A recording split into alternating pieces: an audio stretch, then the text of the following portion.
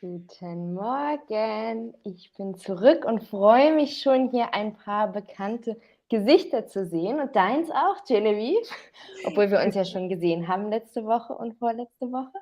Genau. Ähm, Good morning, Maren. Good morning, everybody. ja, ich weiß gar nicht, ob ich noch weiß, wie das hier alles funktioniert.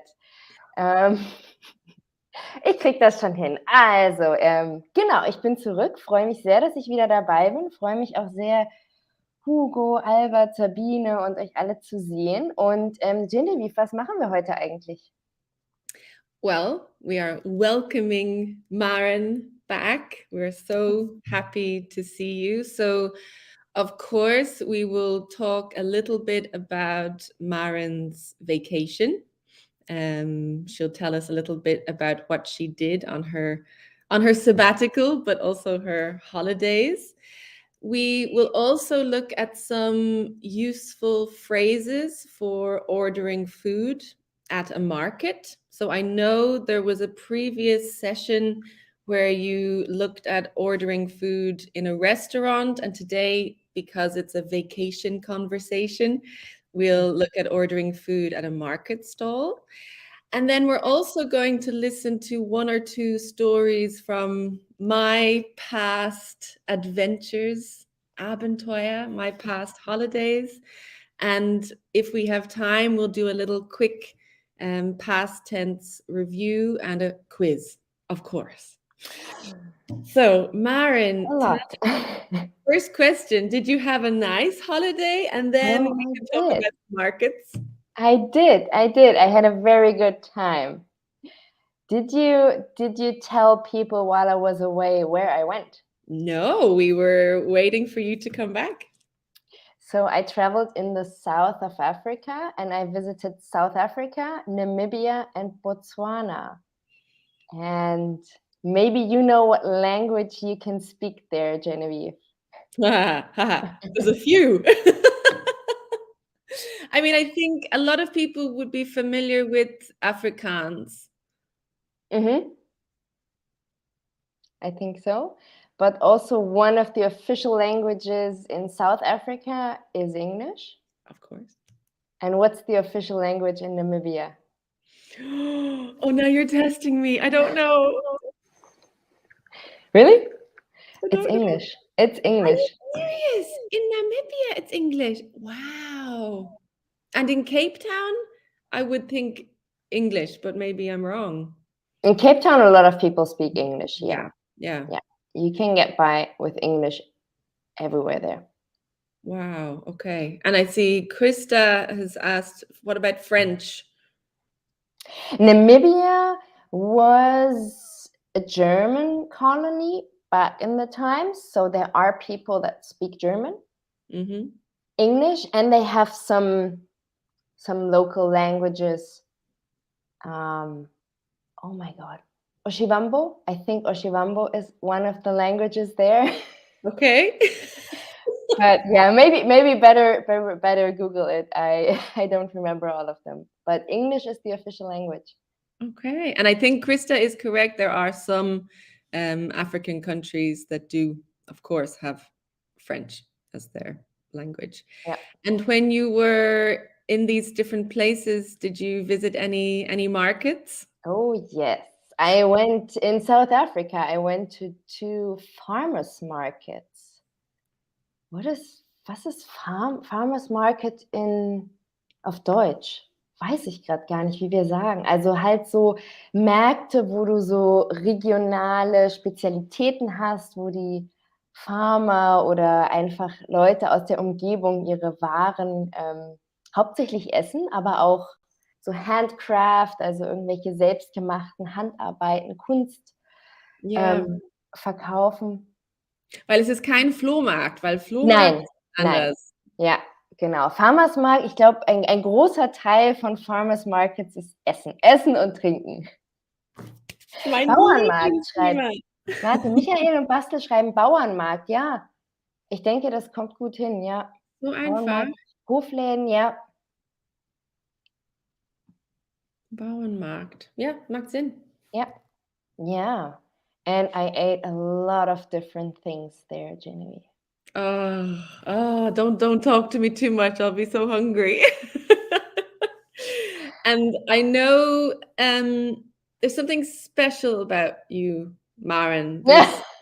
There's something that you don't like, and often when we go to markets, it's not like a restaurant. There isn't a very detailed menu with a list of all the ingredients. And why do you need to be careful when you are ordering food at markets, Maren? Genevieve, I know that you know it.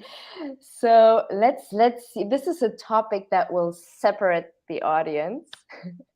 There is a team coriander and a team no coriander, and I'm definitely someone who hates coriander. I really don't like it. Yeah, I would be interested to see who in the audience is like me and who is like Genevieve. You like coriander, right? I love coriander. I love it. Aber wie du angedeutet hast, Jenny, für mich ist es immer schwierig, weil besonders auf so Märkten oder wenn man irgendwo auf Festen ist, hat man nicht wie im Restaurant so eine Menüliste, wo draufsteht, was drin ist, wobei Koriander oft trotzdem nicht draufsteht. Aber es gibt ja auch andere Sachen, die man vielleicht nicht essen kann oder nicht essen möchte. Und daher ist es natürlich ganz wichtig, auf Märkten zum Beispiel oder an so Essensständen zu fragen, was da überhaupt drin ist. Besonders, wenn man allergisch ist gegen etwas. Ne? Wenn man etwas nicht mag, ist es ja noch, geht noch so, ist auch nicht schön, aber ja. Und ach, siehst du, ich habe schon ein paar Sigrid, no coriander, Bastel, ja, danke. But Andreas is with me. Christine, Andreas, I love it too. Oh, but Bastel, you're with Maren. Yeah. Okay. Yeah. Okay. Okay, so one super important sentence for me is to say or to ask, is there coriander in it, or can I have mine without coriander, please? Yeah, very useful. Aber was müssen wir noch beachten? Wir wollen jetzt ein paar Sätze brainstormen, die wir in so einer Situation, wenn wir uns jetzt alle vorstellen, wir sind auf einem Bauernmarkt oder auf einem Farmers Market in South Africa und sehen da einen Essensstand. Was mir ganz oft passiert, da stehen einfach Leute irgendwie so rum und man weiß nicht, stehen die Leute an? Wenn ja, ist es eine Schlange und wo ist das Ende der Schlange? Wie können wir das auf Englisch erfragen, wenn wir jetzt da stehen und gern etwas von diesem Stand kaufen möchten? Wie würden wir auf Englisch fragen, gibt es eine Schlange oder ist das hier das Ende der Schlange? Ja, wir warten auf eure Kommentare, ansonsten wird das Genevieve gleich übernehmen, aber vielleicht hatte der eine oder die andere von euch schon einen Kaffee heute früh und ist dabei. Und ich habe das immer so schwierig so gefunden. Also als ich nach Berlin kam, ich war so, was sehe ich? Ich mag so einfach so, hallo, bist du? Und manchmal die Leute so erkennen, was ich sagen möchte. Aber ich finde das eine sehr, sehr nützliche Satz zu lernen. Okay, Sabine sagt, are you standing in line? Toll.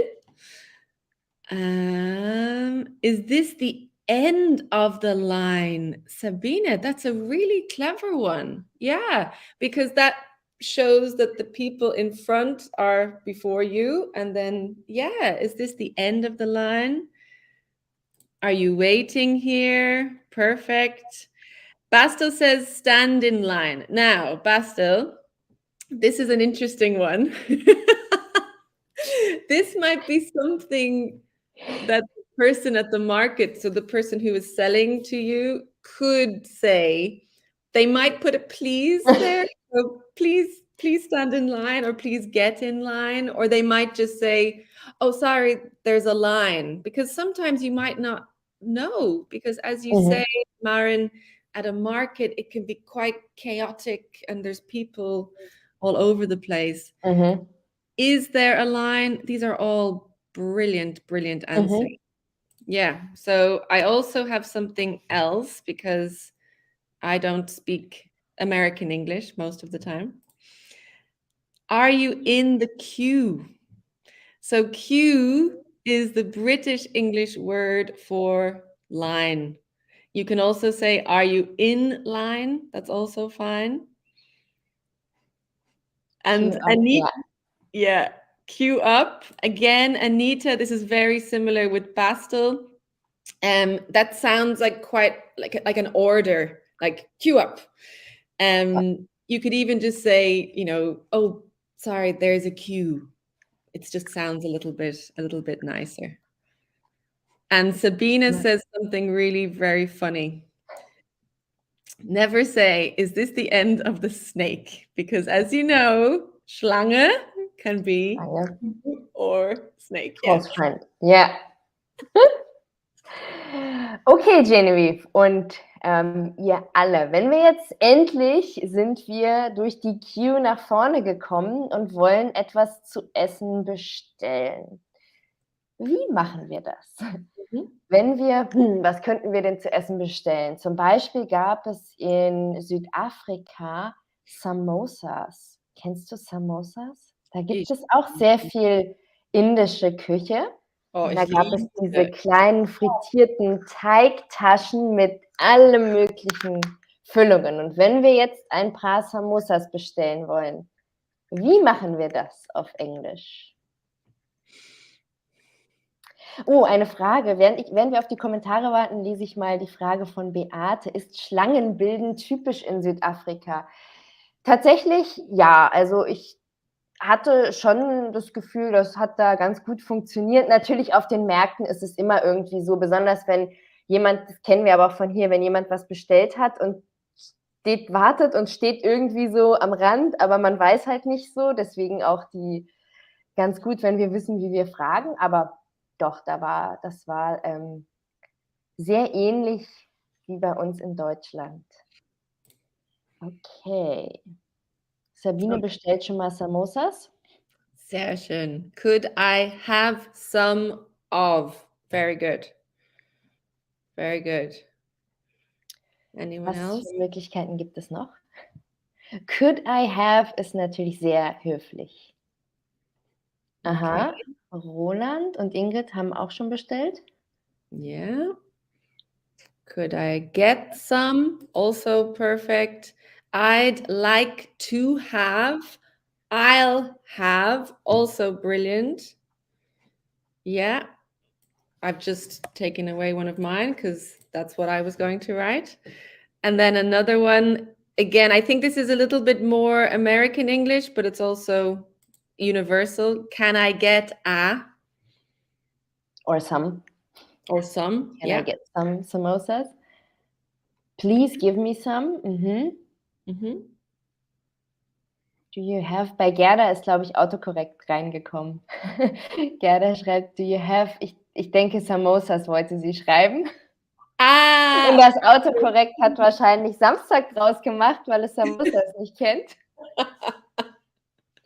Aber do you have Samosas könnte man natürlich, wenn man die nicht sieht, auch fragen und so bestellen. yeah, very good. And then Sabina, I'll have some samosas, please. Also fantastic. Really good. Wow, you're already pros. Okay. Und jetzt wollen wir noch das, was ich schon mit dem Koriander angesprochen habe. Wenn wir jetzt Samosas sehen und wir wissen nicht, was da drin ist und wir wollen definitiv keinen Koriander haben oder keine Nüsse zum Beispiel. Es gibt ja viele Menschen, die eine Nussallergie haben. Wie können wir danach fragen, was da drin ist oder ob da beispielsweise Nüsse drin sind oder Koriander?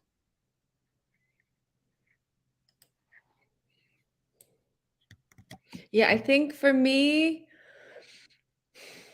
I'm trying to think if there's anything that I don't eat. I mean, for me, I'm allergic to apples, but if they're cooked, it's okay. Mhm.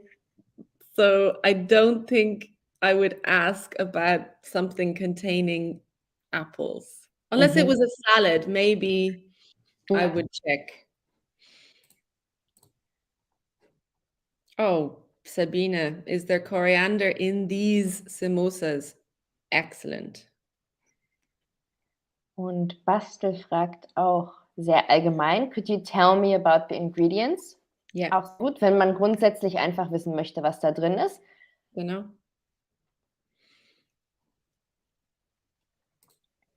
Okay. And Sabine, do they contain coriander?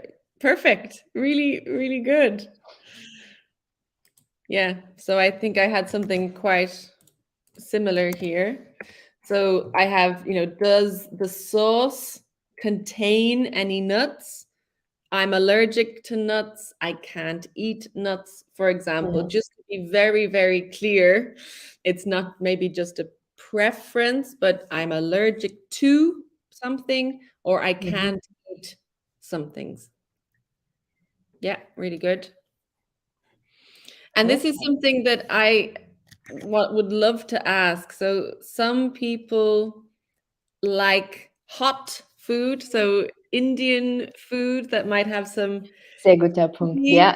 some chili inside. I don't want to say the word, so you can say that. I think my question for you is, how do you find out if something is hot? Scharf.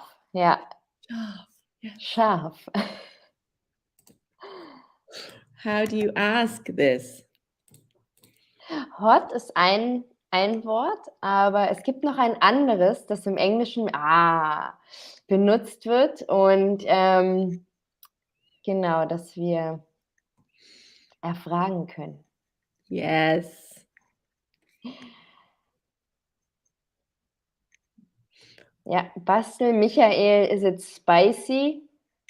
Sabine, is it very spicy? Genevieve, für dich in Südafrika, die Menschen können und tun es auch, die essen sehr scharf teilweise. Also ich brauche, wenn ich frage, is it spicy und jemand sagt dort a little bit, dann brauche ich das gar nicht bestellen, weil ich weiß, das schaffe ich auch nicht.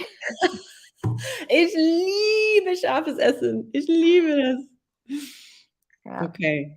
Everyone says spicy. Yeah. So hot, spicy. Spicy is very clear because hot, most people will know what you mean, that you're talking about the chili or the spice, but hot can also mean if it's hot or cold. So Mhm.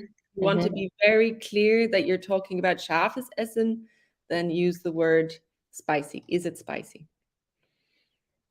Good. Perfekt. Sehr Wow. gut. Wir sind ausgestattet für die Bauernmärkte dieser Welt. Ja, genau. Spice Zumindest wenn man Englisch Girls. versteht. Yes, Krista, I was one of the original Spice Girls. I'm joking. Wollen wir etwas reviewen? Ja, genau. So we will do a little past tense review. So Maren, you will introduce the past tense review, and then I will tell you some stories, and Mhm. you'll need to listen for the past tense. But we'll go step by step. And Maren, if you would like to introduce the past tense. Sehr gerne, sehr gerne. Also, wir hatten ja schon sehr viele Sessions über Vergangenheitsformen und deswegen fangen wir erst mal ganz einfach an. Wer erinnert sich noch an die verschiedenen Vergangenheitsformen im Englischen? Schreibt gerne, wenn ihr die Namen der Formen wisst, das in die Kommentare und dann schauen wir uns eine davon mal genauer an, aber es gibt natürlich mehr als eine. Und Englisch ist ja sehr, sehr schön mit den Vergangenheitsformen, die uns im Deutschen auch immer gern mal wieder Probleme bereiten, weil wir die nicht eins zu eins so benutzen. Wir haben die meisten dieser Formen haben wir irgendwie auch, aber wir benutzen das im Deutschen so ein bisschen anders. Und, ja, sehr schön. Past Perfect sehe ich, Simple Past sehe ich, Past Continuous sehe ich. Mhm. Das sieht sehr gut aus. Genau, wir haben das Simple Past und natürlich auch das Simple Past Continuous oder Simple Past Progressive. Continuous und Progressive ist bezeichnet das Gleiche. Das ist das, was man manchmal als ing-Form hört, weil es mit ing gebildet wird. Dann gibt es das Present Perfect und das Present Perfect Progressive und das Past Perfect und das Past Perfect Progressive. Ich zeige die alle mal kurz auf einem Haufen. Einen Moment. I see lots of Ich correct bin answers. langsam heute. Moment. So. Das sind die ganzen schlimmen Zeitformen, die wir alle auch schon mal hatten. Und wir wollen uns heute im Review auf eine davon besonders konzentrieren, die anderen erstmal so ein bisschen auslassen. Wir haben ja noch mehr Sessions in der Zukunft, die kommen dann noch mal dran. Ja, ich sage mal nicht, auf welche wir uns konzentrieren. Das werdet ihr in Genevieves Geschichte gleich hoffentlich raushören. Und genau, wir hören uns jetzt eine Geschichte von Genevieve an und ihr hört gut zu und könnt, wenn ihr Zeitformen hört, die in die Kommentare reinschreiben. Entweder die Zeitform mit dem Namen, wie wir sie eben hatten, oder ihr schreibt einfach die Verben, die ihr hört, rein in die Kommentare und dann schauen wir uns das danach mal genauer an. Genevieve, bist du bereit, uns eine Geschichte zu erzählen?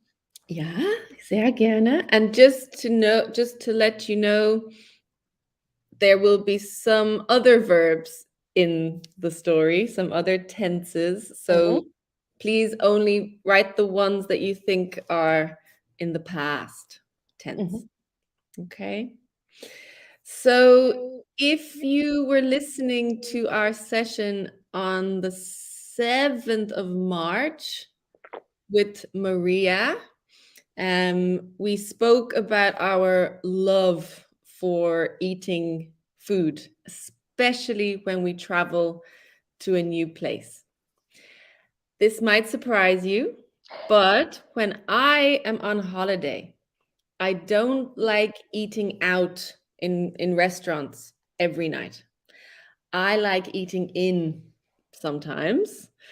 But how is this possible if I'm staying in a hotel or in a hostel?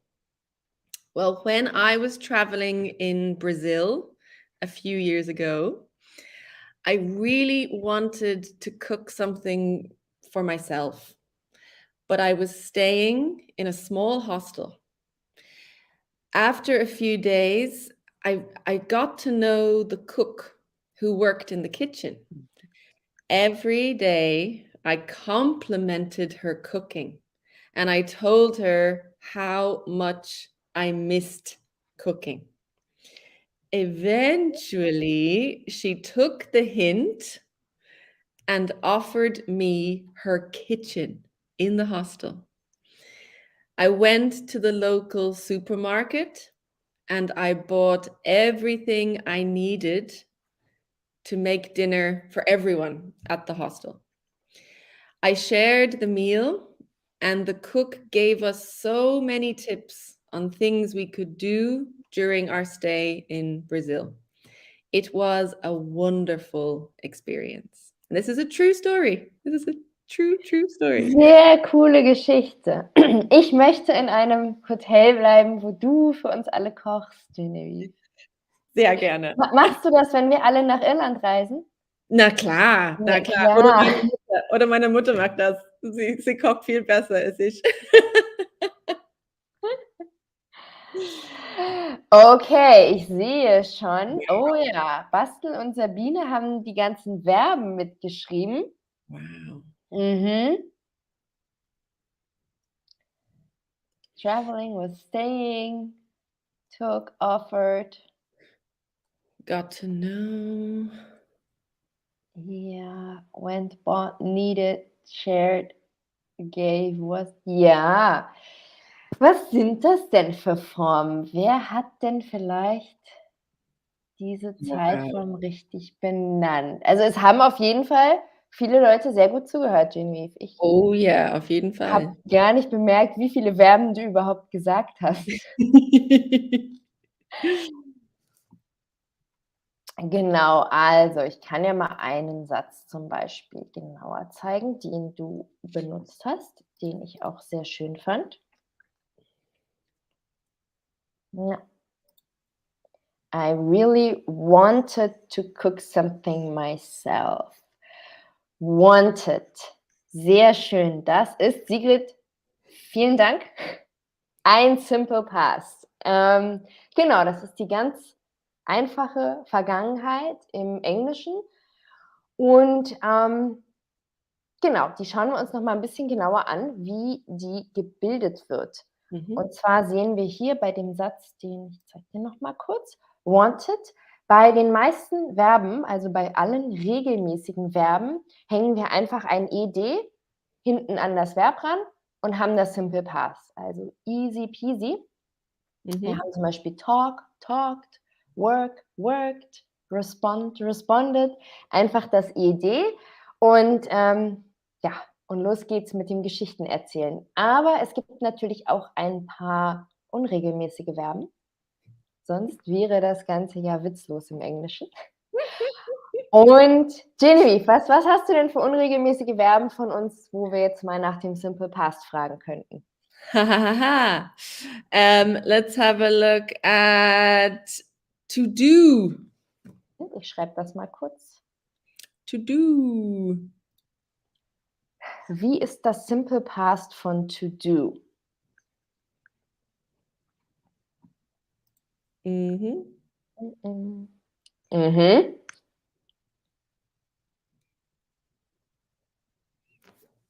Very good. Very good. Perfekt. Sigrid hat sogar alle 3 Formen für uns aufgeschrieben.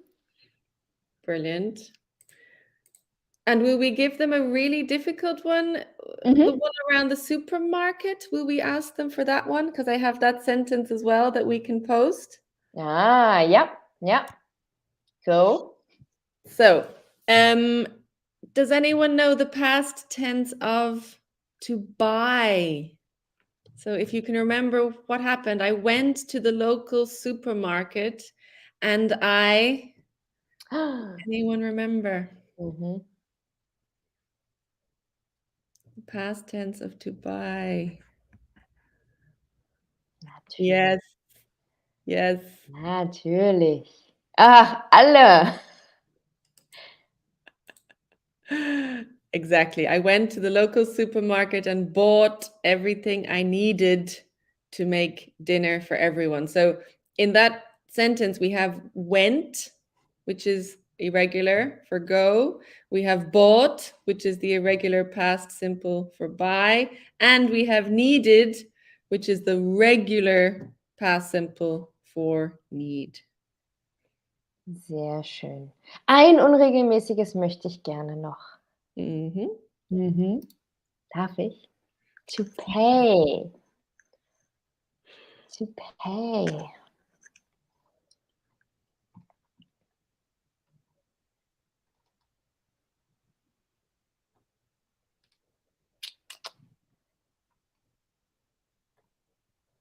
Very good. Sehr gut. Ja. Paid. Excellent. Man hört keinen, also wenn man es mit ed schreiben würde, würde man es wahrscheinlich auch so aussprechen, aber man schreibt es anders. Yeah, I mean, I think it's also can be possible to spell it that way, but it's just a different meaning. Mhm.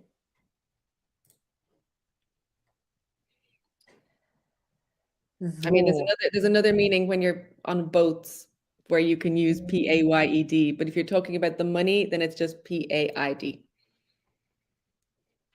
sehr gut. Genevieve, wir Mhm. haben das ja jetzt schon eigentlich gehört in deiner Geschichte, aber können wir noch mal kurz erklären ein bisschen, also wir benutzen das Simple Past hauptsächlich, wenn wir Geschichten erzählen, Mhm. Mhm. weil das Simple Past eine Handlung beschreibt, die einmal passiert ist in der Genau. Vergangenheit und die fertig ist. Und Genau, das ist natürlich meistens bei Geschichten so, weil du zum genau, Beispiel einmal in diesem Hotel warst und du wolltest in diesem Moment kochen und alle diese Handlungen sind abgeschlossen. genau. Aber gibt es da auch so ein paar Hinweiswörter oder irgendwas, was uns, wenn wir jetzt einfach einzelne Sätze haben, wir haben ja nicht immer die ganze Geschichte vor uns liegen, sondern manchmal gibt es so einzelne Sätze. Genau. Also, Ähm, wie du gesagt hast, also das Simple Past steht oft mit Signalwörtern, wie yesterday, in 2010 or in 2010, last week, last summer, last Monday. Andreas, Christine, yes, exactly. Last week is a perfect example. A sentence that you could use would be, yesterday I went to the museum, or yesterday I went to the park, which is true. It was a beautiful day. oh, it was, yeah. Um, exactly, yeah. You could also put something at the end. So, for example, I visited my grandfather last winter. So you could say, last winter, I visited my grandfather. It depends what's the most important part of that sentence. If someone is asking you when, then maybe you could put it at the beginning, but both would be correct. Okay. Aber, Maren, Ja, es gab andere Vergangenheitsformen, meine kleine Geschichte. gab es. Ja, gab es. Ich habe auch schon gesehen, Ja. dass ein paar Leute das rausgehört haben. Und zwar hatten wir da einen Satz, den möchte ich auch noch mal zeigen. Den hast du benutzt, Genevieve. Und Mhm. zwar hast du gesagt, als du erzählt hast, I was staying in a small hostel. Genau. Was genau ist da passiert? Also I was, ist ja auch das Simple Past. Wir haben da ja eigentlich das Simple Past, aber wir haben plötzlich ein Staying. I was staying. Und das ist genau das Simple Past Progressive oder Simple Past Continuous oder eben die Ing-Form, wie wir das manchmal auch lesen können. Wir benutzen Ing-Formen deshalb nicht so gerne, weil es ja auch andere Formen gibt, die mit ing gebildet werden und das ist nicht ganz so eindeutig. Aber genau, Albert, das Past Progressive.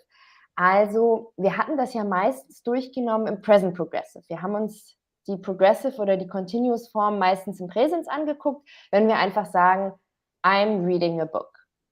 Heißt Genau. das, ich lese jetzt gerade in diesem Moment ein Buch. Mhm. Und wenn wir das Ganze in der Vergangenheit benutzen, ist es eigentlich genau gleich. Und zwar beschreiben wir nur eine Handlung, die andauert in der Vergangenheit. Also du erzählst deine Geschichte und du sagst, I was staying, also der ganze, ich muss andersrum, ne? Ich muss von hier Ja, anfangen. genau. Mein Bild ist umgedreht. Diese Spiegelung. Du erzählst die Geschichte und das Setting von der Geschichte ist die ganze Geschichte über, war ich in diesem Hostel und dann passierten einzelne Dinge in dieser Geschichte. Also zum Beispiel hast du ja das Setting ist I was staying in a small hostel und währenddessen passierten so kurze Momente, I wanted to cook, I complimented her cooking, I bought food, Genau. I got everything I needed. Yeah. Brilliant. Okay. Will we have one more story? I don't know if we can, yeah, maybe quick one. Will we do it? Ja, ja, go. Okay. Also Ohren gespitzt. Yes. Wir hören eine weitere Geschichte von Genevieve. You go. Okay. And we will use some of the verbs or the forms that you have already heard. So again, you can write the verbs into the comments or the name of the tenses. Okay. Mhm. This time is a story about when I went to Bali in Indonesia. When we were in Bali, we wanted to travel around the whole island. There were lots of tour companies offering special deals and packages, but they were all so impersonal. we noticed that there were a lot of taxi drivers lining the streets looking for customers. We asked one of the drivers if they could take us to a few sites around the island in one day for a discounted rate. This driver ended up being our driver for 2 weeks. He took us to the restaurants where the locals had lunch, and we paid the local prices, not the tourist prices. We were invited to his family home, and we met his family. And his daughter made us delicious, spicy noodles. And it was one of the best experiences we had in Bali. Auch eine sehr schöne Geschichte. Wie Auch cool, dass ihr dann mit dem gleichen Taxifahrer einfach die ganze Zeit. Yeah, Super. it was great. So, wir haben hier auch sehr viel Simple Past gehört, Gisela. Wunderbar. Ganz genau, das haben wir gehört. Und Sabine hat alle Formen mitgeschrieben. Aber wir haben auch noch was anderes in die Geschichte reingeschlichen, was wir jetzt gar nicht, was wir extra nicht thematisiert haben, was wir uns jetzt gleich aber mal genau anschauen. Genau, da sind nochmal sehr schön die ganzen Past Tenses, die wir gehört haben, das Simple Past. Und das zeigt ja auch einfach, das ist wirklich die Zeitform, die wir meistens in Geschichten verwenden. Immer wenn ihr irgendwas erzählen wollt, was ihr letzte Woche, gestern im Urlaub oder wann auch immer gemacht habt, meistens ist das Simple Past die Form, die wir brauchen. Und ich denke, das ist schon ein ganz guter Hack für uns. Wenn wir nicht genau wissen, welche Zeitform wir benutzen sollen, dann ist das Simple Past oft richtig. Aber Genevieve, es gab noch was anderes, was du benutzt hast. Genau. Und zwar hast du einen Satz gesagt. Ich zeige den auch mal kurz. Ich möchte jetzt gerne nämlich mal hören, wie wir das im Deutschen sagen würden. Genau. Du hast gesagt, there were lots of tour companies. Ich wusste nicht, wie man Tour Company übersetzt, und dann habe ich geguckt. Also Reisen. Ja, Touristikunternehmen. Oder auch Reiseunternehmen. Ja, ich hätte wahrscheinlich auch einfach Tour Company gesagt. Aber wie übersetzen wir denn das there were lots of? Was sagen wir denn im Deutschen dazu? Das ist nämlich ein bisschen anders, wie wir sowas ausdrücken. Ich warte mal kurz auf Kommentare.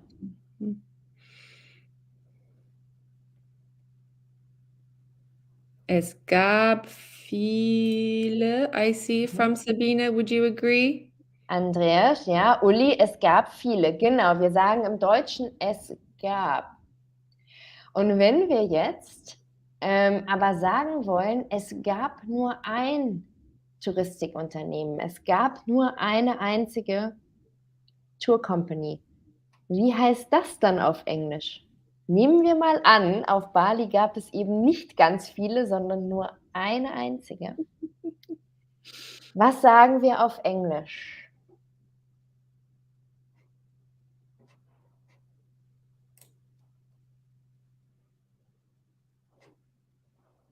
There was. Albert, Sabine. Genau.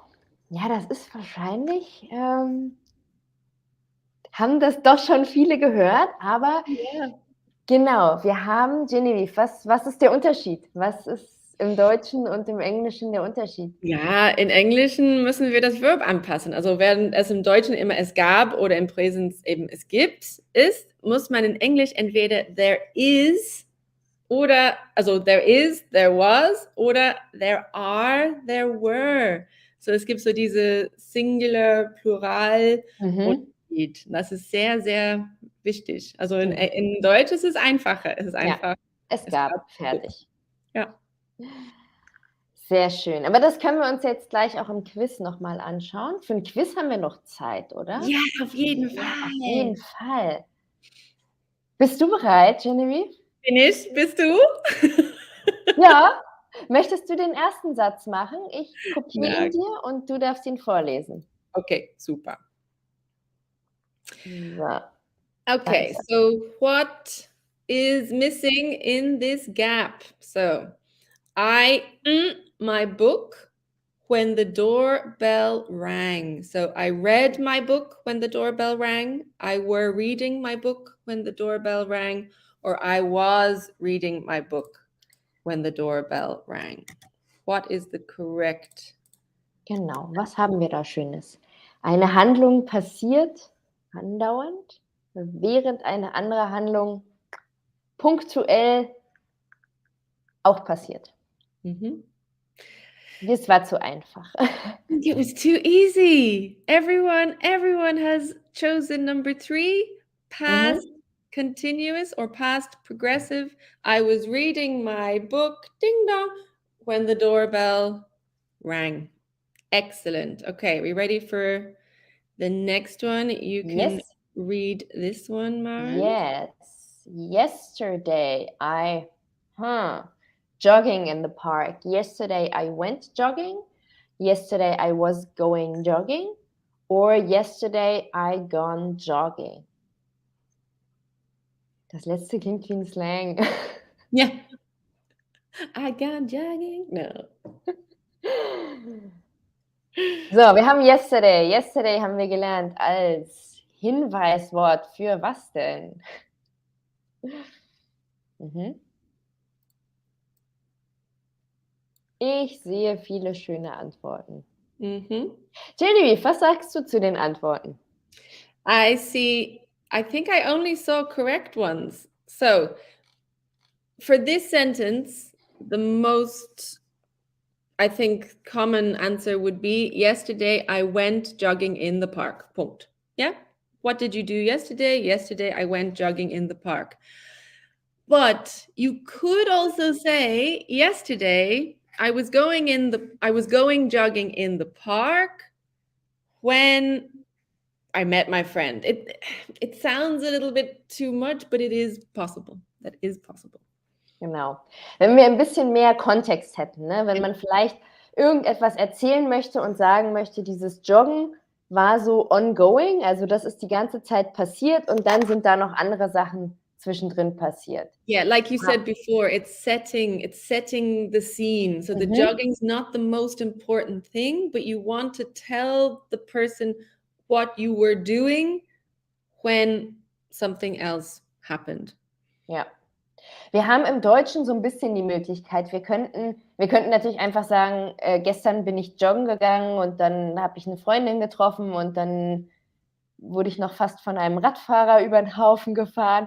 Aber, natürlich können wir auch, wenn wir das ein bisschen mehr diese Szene beschreiben wollen, könnten wir auch sagen: „Während ich gestern joggen war, sind Yeah, andere Sachen passiert." genau, Aber genau.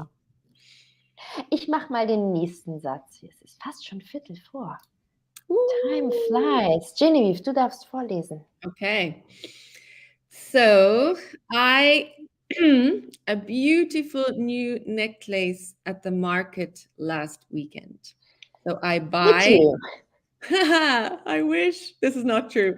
I buy a beautiful new necklace. I bought a beautiful new necklace, or I brought a beautiful new necklace. Mhm.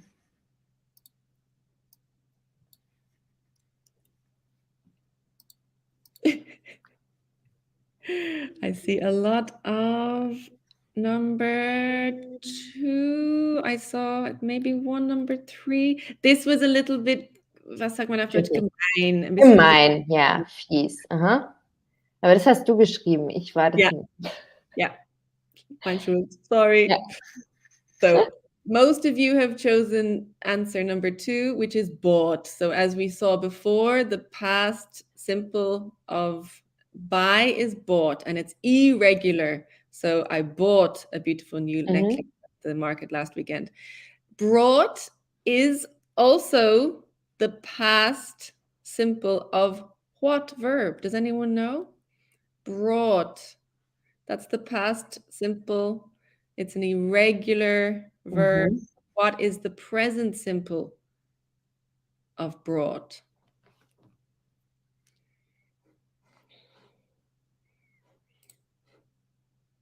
Okay, I see. Yeah. Lots. Oof.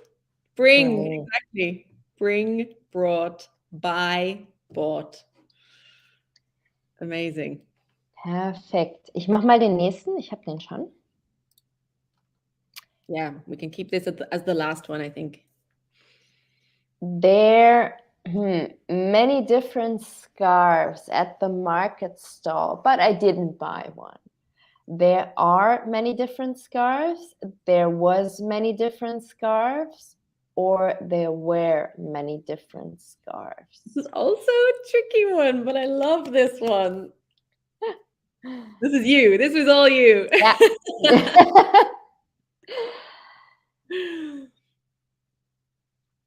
So, es sind hier alle für 3. Und das klingt soweit gut. Wenn wir den letzten Teil nicht hätten, dann könnte auch Nummer 1 richtig sein. Wenn wir einfach sagen, there are many different scarves at the market stall. Punkt. Perfect. Perfect. Aber das but I didn't buy one gibt uns so den Hinweis, ist aber Vergangenheit, also brauchen wir were, weil es ist natürlich Plural. Wir haben ja verschiedene Schals, die dort sind, also Mehrzahl. Und deshalb brauchen wir were.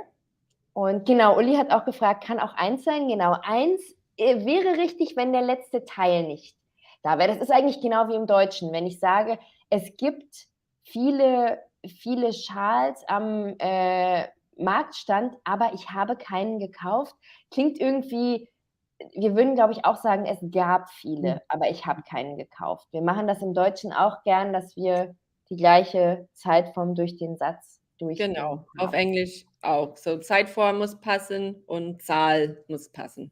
Ja. Wollen wir noch 2 machen, Genevieve? Vielleicht einen noch. Einen, okay. Möchtest du einen aussuchen? Ich darf? Ja. Oh, okay, ich denke, excuse me.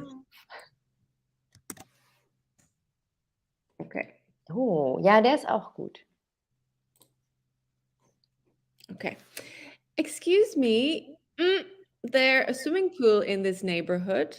So, is there a swimming pool in this neighborhood? Are there a swimming pool in this neighborhood?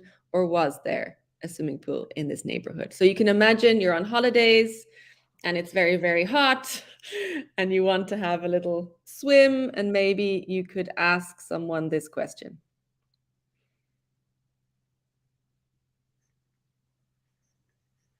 Die 1 scheint sehr beliebt zu sein.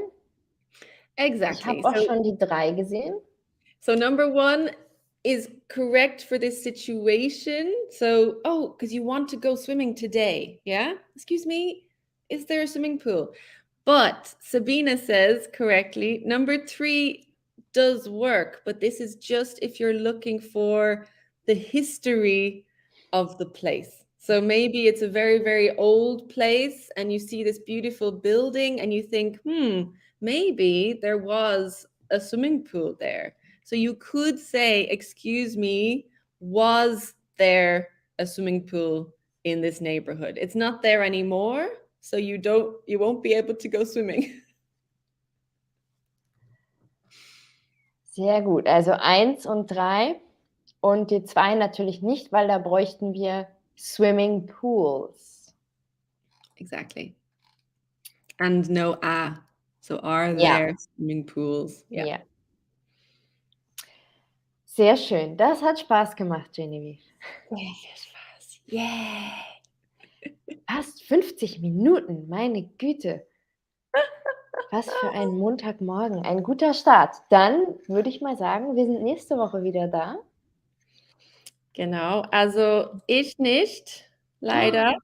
Du nicht, aber ich bin da. Du bist da mit Todd? Ich glaube, ja. Okay, super. Ja, genau. Ich bin jetzt eine Weile nicht da. I'm going on sabbatical. So Habe I ich schon will. mal gehört, sowas. Yeah. So Maren went on sabbatical. Now I'm going on sabbatical, and I will be gone for quite a while, for a long time. But I hope you keep listening, keep learning, and have lots and lots of fun with Maren and Todd and the others. And I will Hoffe miss ich you auch. all. Und wenn du zurückkommst, sprechen wir über dein Sabbatical. Ganz Schauen genau. wir uns an, was du gemacht hast und was du für Geschichten mitgebracht hast. Genau, genau. Also, dann Okay. habt eine schöne Woche und Have a bis good nächste week. Woche. Bye. Tschüss, bye.